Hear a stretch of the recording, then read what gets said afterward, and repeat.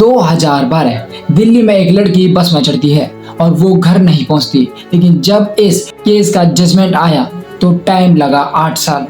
सवाल यह नहीं है कि जजमेंट आया या नहीं आया, सवाल यह है कि उन 8 सालों में उस परिवार ने क्या क्या झेला होगा।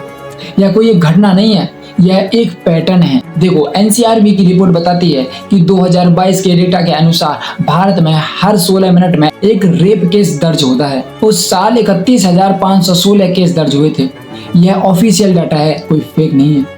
और जो दर्ज नहीं होते वो इससे भी कई ज्यादा हैं। लेकिन इन केसेस का कन्विक्शन रेट सिर्फ 27% है। मतलब 100 में से 73 आरोपी बाहर मजे से घूम रहे हैं। देखो, इस सिस्टम में 3 दीवारें हैं जो विक्टिम को बुरी तरह से तोड़ती हैं। दीवार नंबर 1, पुलिस। एफआईआर दर्ज करने से पहले विक्टिम से पूछा जाता है कि तुम वहां क्यों गई थी, कपड़े कैसे पहने थे, रात को बाहर क्यों गई थी। क्या यह सवाल विक्टिम से होने चाहिए?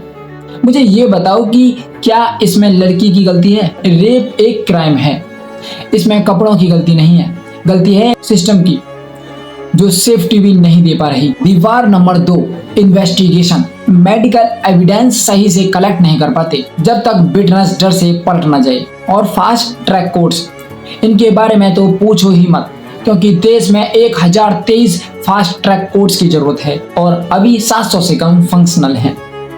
दीवार नंबर 3, टाइम। रेप केसेस में एवरेज ट्रायल पीरियड 5 से 7 साल लग जाते हैं। उन्नाव केस में विक्टिम को कोर्ट के बाहर जला दिया गया और कातवा में 8 साल की बच्ची के केस में आरोपी के लिए कैंडल मार्च निकाला गया, लेकिन उस केस में कुछ नहीं हुआ और इसी के कारण विक्टिम चुप हो जाती है, क्योंकि जब सिस्टम ही थका हुआ है तो विक्टिम ही क्या करे। इसका मतलब यह नहीं है कि चुप रहो, क्योंकि एक चुप्पी आरोपी का उत्साह बढ़ाती है।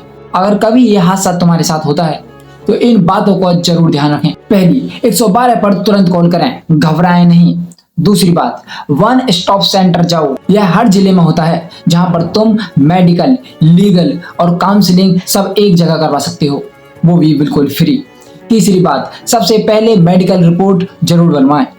यह सबसे जरूरी एविडेंस है, जितना जल्दी उतना बेहतर। चौथी बात, चुप मत रहो, क्योंकि चुप रहना इस सिस्टम को और खोखला बनाता है। तुम चाहो तो तुम्हारी आवाज ही इस सिस्टम को हिला सकती है। अगर यह सच तुम्हें अनकंफर्टेबल करता है तो इस वीडियो को शेयर करो, क्योंकि जब तक हम अनकंफर्टेबल नहीं होते यह सिस्टम नहीं बदलेगा। जय हिंद, जय भारत।